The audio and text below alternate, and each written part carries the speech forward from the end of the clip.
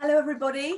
I'm just going to wait a couple of more minutes, or maybe just one more minute if anyone else is going to join us. But we're about to start the webinar all about working with people puzzles. So one more minute and we'll get going. Thank you.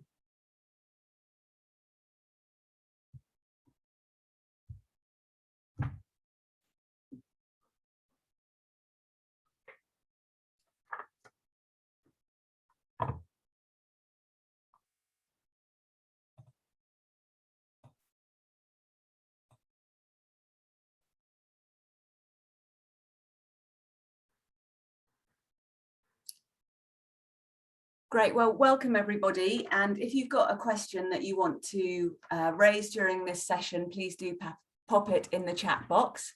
Hopefully you can see me and you can see the screen, and we're all ready to start. So I'm Ali Morn, I'm the founder of People Puzzles, and I started the business 11.5 years ago, and feels like a bit of a journey we've gone on since then.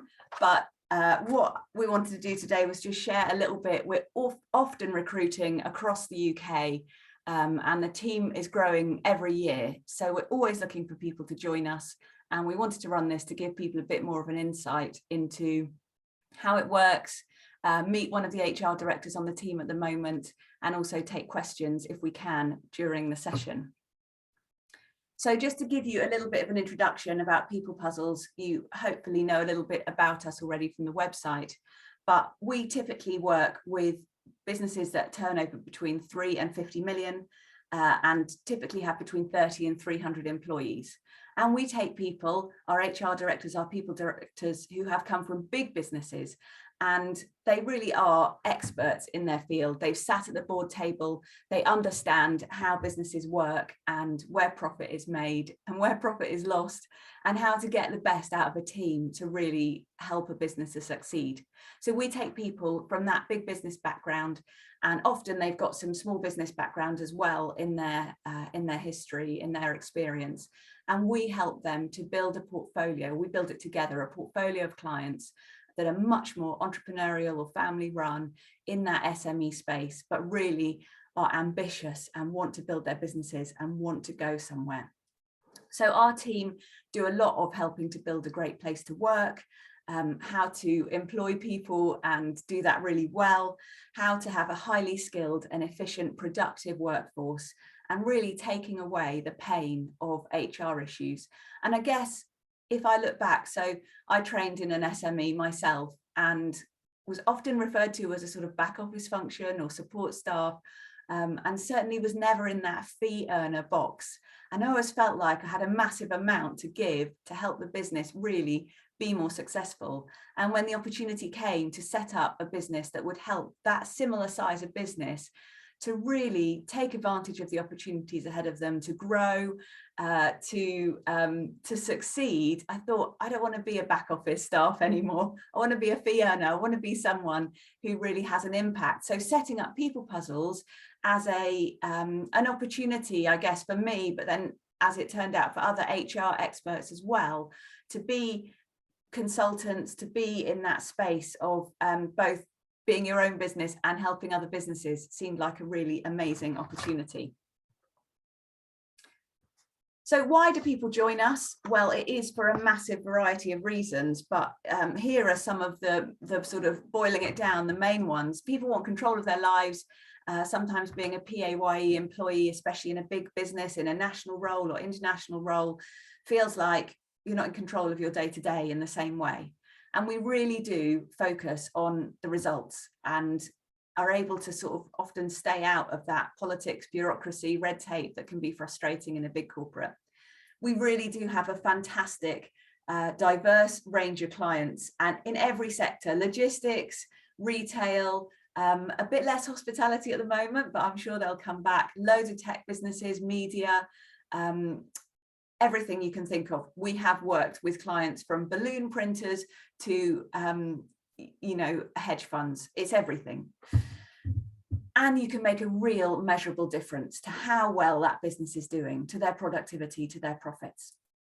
And really, we do have a fantastic team. So twice a year we get together when we can with a massive conference, and people just say, I really haven't been in a room of HR people like that ever in my life. It's fantastic, and if one day you join us, you also could experience that room full of amazing HR people that we get every year. So, oh, it's a good thing I'm not wearing the same top today, isn't it? That always makes for a good webinar. So we really do take the top 1% of people to join us. We do think we've got the best portfolio HR directors in the company, and we are the largest provider of part-time HR directors and people directors. And it is pretty hard to get into our team. So 99 people get turned down for the one person that we take into the team. And some of the stuff that we really prioritize are, number one, being a great fit with the team, and commercial skills are really important to us, as is seat at the boardroom table and that experience that you've had influencing business leaders. Sense of humor important too. The second thing is being able to really engage in the right way with owner managers and family-run business, family-run members of businesses. So it's not just about being at the boardroom table, but it's about understanding that owner mindset and how that is different from a salaried managing director or employee. Thirdly, it's about committing to People Puzzles. So our team join us and they commit to building a portfolio within People Puzzles. And that's really important. We want people who are going to put their energy into working with us. And finally, it's about funding that startup phase. So people don't join us as PAY employees, they join us to build a portfolio together. And that does mean you don't start earning straight away. So the ability to weather out that journey of getting started and getting busy is really important. So what are we looking for? I've mentioned a bit of this already, but seat at the boardroom table, you really understand business, you really can help businesses succeed, and you're able to talk about that and describe it. So I don't think HR people are always good at sales. They frequently aren't so brilliant at sales, but that's kind of why they join us, because they want help with it, but they also can still articulate what they really can offer and add, how they add value to a business. And why People Puzzles? Well, I've sort of already said that we are the largest. Obviously, I think we're the best, probably a bit biased there, but we provide loads of stuff to help you succeed. So firstly, we only take on people that we think are really going to fit this way of working, are going to be amazing and really make a successful career out of it. We provide the marketing and sales, and I know Liz, who's joining me in a minute, is going to talk a bit more about what that feels like. We take away some of those contracting, invoicing, admin, money chasing, IR35 burdens, because we're part of, we're a group that can really work out the best way of doing all of that stuff. We do have an amazing supportive central team who are there to help people get started. We induct people, we train them, we support them, and it means that you can hit the ground running and be ready to embrace this kind of way of working. Get busy, stay busy quicker, and I think it is a very low risk to transition into a portfolio lifestyle, certainly compared to sort of setting up on your own if you don't have the networks, the contacts, the confidence in your sales skills. And really, we do have just such amazing clients that it's a great way to meet them. Of course, there are always going to be some cons. I thought of a few. You could certainly ask questions if you think there are more. But obviously, there's a fee share, because you're part of People Puzzles, you're not taking home every penny that you earn from each client. Getting busy does still take some time, even with our marketing and sales machine that is always in motion. But we don't think there are many others. So I won't quite invite answers on a postcard, but that's the things to be thinking about. So without further ado, let me introduce Liz Allen. So Liz has got 25 years experience, and Liz is going to tell you a little bit about herself. So I'm going to stop the slides and hopefully you can see me and Liz. Is that right? Great. Hi, Liz. Hello there, Ali. How are you today? Yeah, good. Thank you so much for joining us. And can you just give us a sort of 1 minute, what you were doing before you joined People Puzzles? Absolutely. So I worked for Cambridge Assessment. They're the University of Cambridge's 3 exam boards. I was the group HR director. I'd been in the role for about 5 or 6 years, leading a team of 50, very much a seat at the table, a boardroom, making lots of strategic decisions, not very hands-on anymore in HR, so quite different in some ways to working for an SME. And I'd worked all the way through my career for large organisations that had been leaders in their field. And I think that's one of the things that is so appealing about the organisations we work with at People Puzzles, is that regardless of their size, they're pretty much all leaders in their field. Yeah, brilliant. Thanks, Liz. So what made you apply to People Puzzles? Was it 2 years ago? 3. 3 years, sorry. Yeah, it's gone fast. It's really gone fast. So I'd been thinking about portfolio careers for a while. My husband had been nagging me about it for a while. So he runs family businesses. So I'd always been in corporate, always on PAYE. He'd always been self-employed and doing kind of family businesses. So I'd been thinking about what it might feel like to work for different sized organizations. And I can't remember whether LinkedIn approached me or I found People Puzzles, but I remember coming across People Puzzles, watching some of the client testimonials and looking at some of the other people that worked for People Puzzles and being really interested. And then a little while later, the opportunity came up to apply. And I found myself incredibly nervous because I realized how much I wanted to do it and also what a big change it was for me. So yeah, that was what kind of got me interested, was the caliber of the people and the caliber of the clients. Yeah, brilliant. And so you were offered to join us, and sort of what happened then? So it was great fun because suddenly I was starting something new, but in a very supported way. So lots of people reached out from the centre and helped me figure out things like professional indemnity insurance, how to set up invoicing, what it might feel like to go to a client for the first time and kind of pitch for business. Really great induction where we got to meet you, Ali, for the first time, and also had some time with other experienced portfolio people directors who could really help us to get our heads around what was important and what wasn't important, and what kind of made a difference, what made an impact in an SME versus a large corporate. So all of those things were really great, and it felt exciting. I was pleased, and I think this goes back to what made me want to join. It felt like there was going to be continual professional development, and one of the things I think is really important for all of us as HR people is that we continue to professionally develop and challenge ourselves.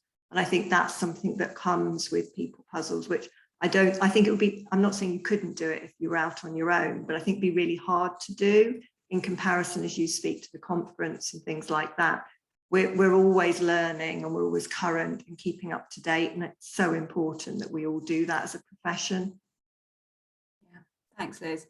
So someone's asked a question about what marketing support you got to build the portfolio. So can you just talk through what marketing and sales support did you have? So you've done some induction with us, you're looking for building your portfolio. How did that work? Well, I think one of the things that certainly was put to me when I joined was there were already clients that were interested in our region. And I think it's important to note that we run a regional business model. So we've got regional directors who support us as people directors, and they're generally the first point of contact into a client. So by the time we go to talk to a client, those people have been qualified and know that what the offering is, what the price point is. So we as people directors are not investing time unnecessarily with organisations that are perhaps shopping around and not really sure what they want to do. The other thing which I thought was really great was that we got things like our professional photos and things done by the marketing team. The other thing that the marketing team does is a postcode search on where it is you live and what businesses there are in your geography. I remember kind of working alongside the guys at central office, giving them the names and details of all the local business parks. And also, as I say, there were 2 or 3 clients that were kind of already there. So the way it was put to me, and certainly the way it happened for me, was that there was a pipeline, and it was about, you know, did that pipeline fit for me? Did I fit for the clients? And, you know, pretty quickly, I was into a couple of clients. And the thing that was also helpful, it wasn't so much central marketing, I think, that did this. It was actually fellow people directors. Is, again, going back to the professional development point, my first sort of couple of pieces of work, I was able to do some peer review with them. So I felt really confident when I first went into a client to give a board level presentation, to know that what I was doing was of the right, you know, the right caliber, right pitch, you know, for that type of organisation. Yeah. So how many did you go at? So if, I mean, this is how we work. The regional director goes and does that first sales meeting, then you go in and meet the client. How many of those that you went to see initially became clients, and how many didn't? Was that, can you remember?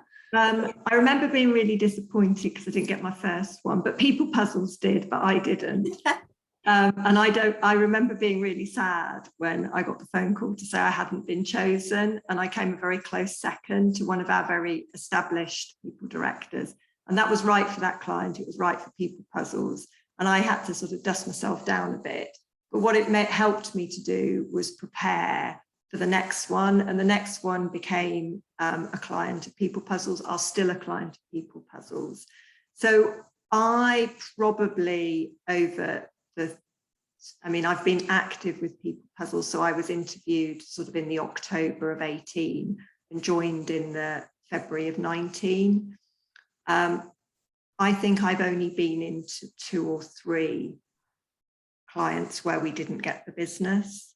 And what's also interesting is I've got 2 or a couple where we went in initially and we were told we were too expensive and a couple of other things.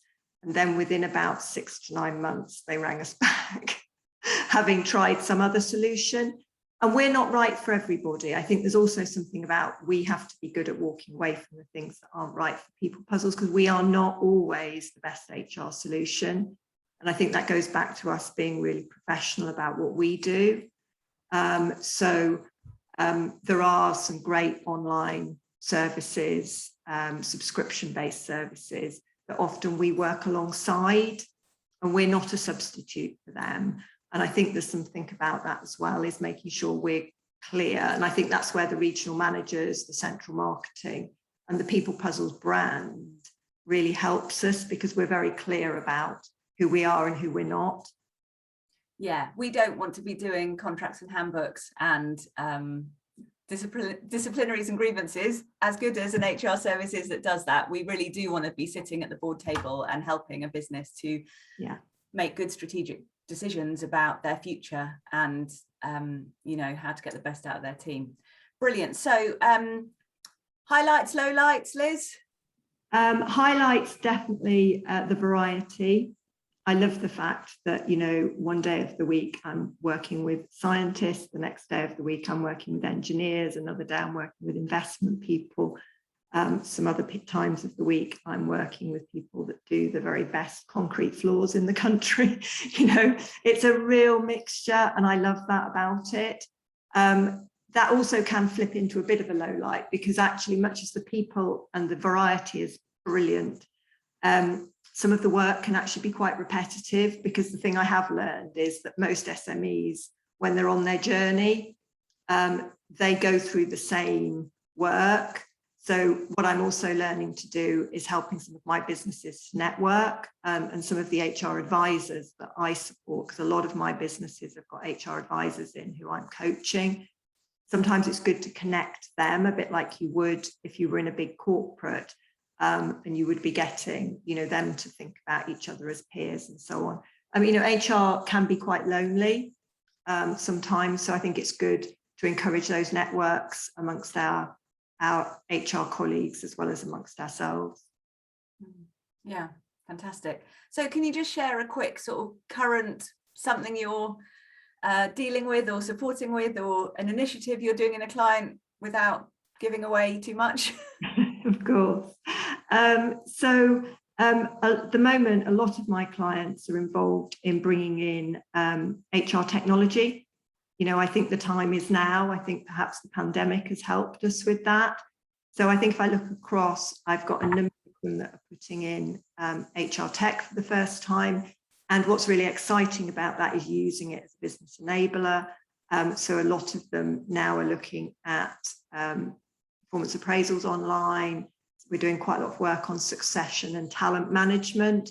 You know, it's key to retain people, particularly in a more flexible working environment. What does that look like?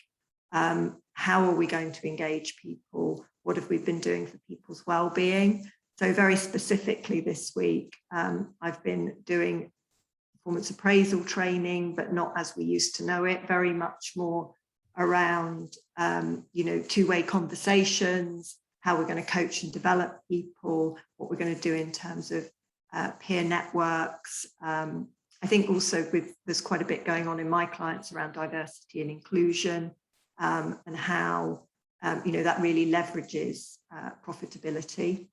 So, you know, thinking, going back to what you were saying about, you know, we as HR professionals know how to get the most value out of businesses very often, and it's really helping to do those sorts of things at the moment. Brilliant, thank you.